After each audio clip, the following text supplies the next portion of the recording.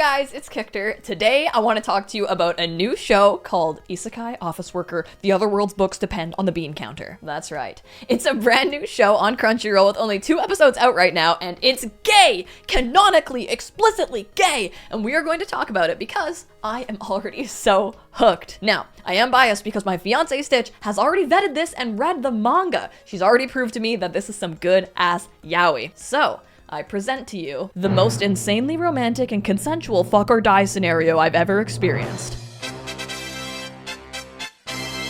Let's go! So, I'll start you off with what the anime is about. It's about Seiichiro Kondo, who is an overworked modern-day Japanese businessman. He accidentally comes across this girl mid getting transported into another world. Giant portal, he tries to save her, but he accidentally gets isekai'd into this world with her. So, this new world, it's a fantasy kingdom. The people there are very apologetic that this poor man got accidentally brought into their world because they actually just wanted the girl. They tell him they will take care of his livelihood and he's okay to just chill. But Kondo has no chill. He's like, you gotta give me some work to do. That's all I know how to do is work. So, they give him a position in the accounting firm. Well, it turns out that their accounting firm is actually kind of a joke because let me tell you something about this kingdom. The reason they isekai'd this girl is that they needed a heavenly maiden to come and drive off this evil miasma that comes every couple of years. It's like a part of a prophecy or whatever. Kondo is like, you guys gotta figure out another way to handle this, by the way. I'm not okay with you just bringing in girls from my world all the time. But they're like, yeah, whatever, bean counter. So,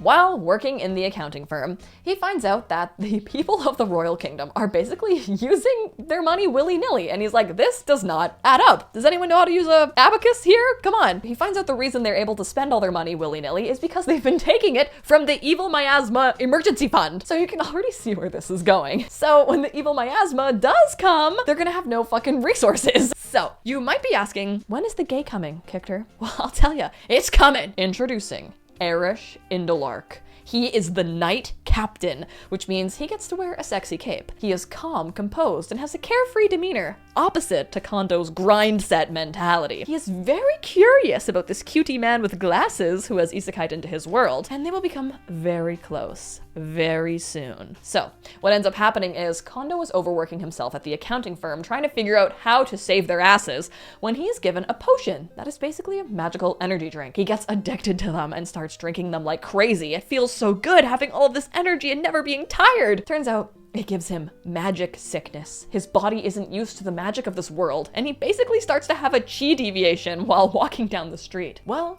guess who comes across him while he's dying in this alley? Captain Arish! He tries to soothe him with some magic, but that doesn't work since it's magic that he's basically allergic to. So when Arish tried to heal him, he actually made him way worse. And so he feels completely responsible and is like, I have to fix you. What's the cure for magic sickness? Making someone acclimatize to magic. So he has to feed him magic slowly, gently, with his dick. Arish takes him back to his bed. He basically has to explain to Kondo what's gonna happen. He's like, I'm gonna use my body. I'm gonna let you get used to my magic slowly. Do you consent? Do you understand what's gonna happen? And surprisingly, Kondo is like, oh, I know what he's gonna do. I understand. Please save me. Which, you know, I will say I really liked. I feel like in a lot of fuck or die scenarios, it's either not consensual or it's like, oh god, I guess I have to do this, but I'm not gay, but I'm gonna die otherwise. I'm not happy about it, but okay. But Kondo really had no qualms. So, this scene is hot! We even get a little flashback of some more of it. It's not super explicit, but it's very clear that they are having sex. Anyways, chef's kiss. This is some good ass yaoi, my friends. Then, the next morning, you know, this is just so funny to me. It's like, you just saved this guy with your dick. You think maybe you could be a little bit more professional about it. You know, he's not your boyfriend. Well, Arish is very much acting like his boyfriend. He is serving him tea with his shirt off, you know, just like walking around with your abs out over this guy you just fucking saved. But it was like, not like a romantic one night stand. It's like, that was a medicinal serving of dick you gave him. Like, I just thought it would be a little bit more professional. He's like, well, you're my boyfriend now.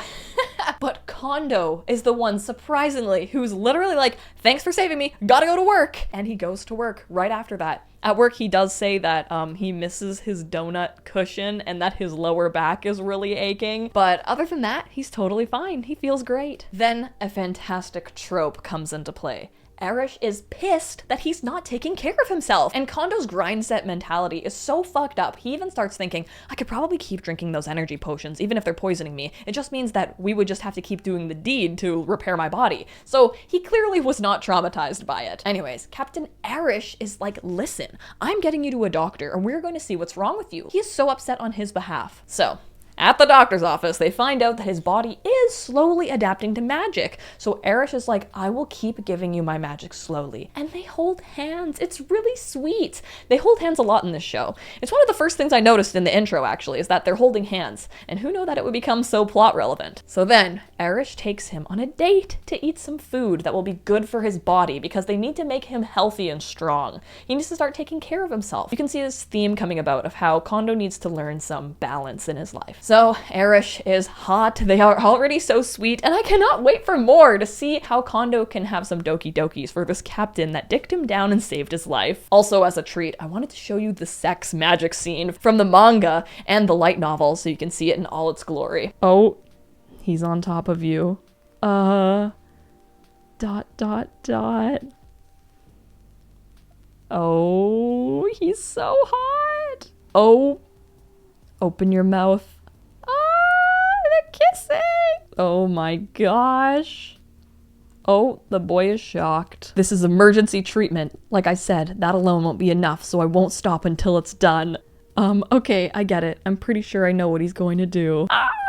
I was already burning up because of my fever, but everywhere he touches, I feel the heat spread even further inside me. Oh my god! Oh, crazy. So this is Arish explaining to him what's going to happen. I've only given you first aid, so I want to make sure I have your consent before I proceed with the rest of it. Can you hear me? Seiichiro was listening, so he nodded. Magic sickness is treated by acclimatizing the sick person to the energy of the one whose magic they received. Right now, you have a magic inside of you that your body can't handle, so you're running a fever. Unless we treat you, the magic will crush your vital organs and you will die. Will you accept the treatment? Acclimatize magic? It wasn't really ringing any bells for Seiichiro. This truly was a different world. But Seiichiro didn't want to die either. He still had the documents and other matters to attend to. So he answered, please. The commander grimaced for just a moment. Then he started taking off his black uniform. Huh? The man was now naked from the waist up. His body was very different from Seiichiro's pallid one. He could see the man's sculpted muscles. With his muscular arms, he slowly stripped off Seiichiro's unbuttoned top. Open your mouth. The man's thin, parted lips and handsome face were getting ever closer, and then their lips met. Huh?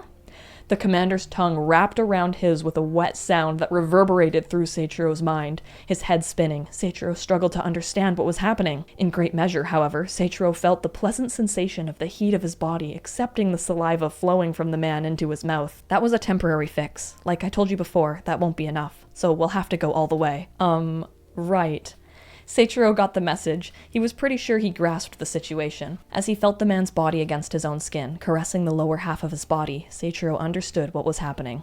But he could think of nothing else. Alongside the original heat, Seiichiro felt more warmth that seemed to spread throughout his body every time the man touched him.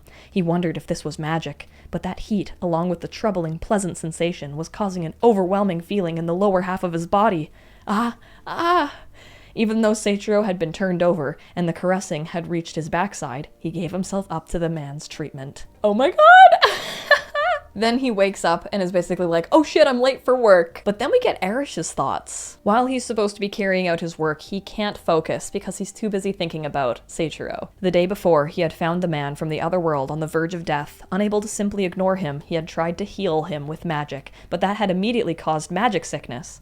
Arish was the entire reason the man had developed this problem, and so having to treat the new ailment as well, he had no choice but to carry him to a nearby inn. He had never heard of a treatment for magic sickness in adults, but he understood the theory behind it. When the man had looked up at him, cheeks flushed, eyes wet, Arish steeled himself for the inevitable and embraced him. The man's body had no muscle, no fat, and was uncomfortable to hold, but his sweaty skin felt strangely comfortable to Arish's hand. The goal was to have the man familiarize himself with Arish's magical energy so he would become attuned to it, but the fastest and easiest way to do that was to have his own bodily fluids enter the man's body. Arish had never been with a man before in that way, but the basics were the same, minus the point of entry. He had seen Seiichiro's glazed-over eyes several times before, but that time his eyes melted from from the passion, and Arish had felt a part of his heart swell with satisfaction, which seemed to tip him over the edge, and he had spilled into the man, Seichiro's body. But then, the next morning, just as he had been wondering how Seichiro would react once he woke up, the otherworlder started shouting about having work and ran back to the royal palace without so much as a conversation. This was a man who, just a few hours previously, had slept with Arish, another male. Arish couldn't think of any other way to justify it. The man was crazy. Thank you so much for watching. Be sure to check out my YouTube membership. Every Friday I do a Danmei game night, and this month we're doing Danmei quizzes, so if you like Heaven Official's Blessing or Morazushi and stuff like that, be sure to click join down below. It helps support my channel because I do YouTube full time. Thank you so much for watching, and I'll see you next time. Bye!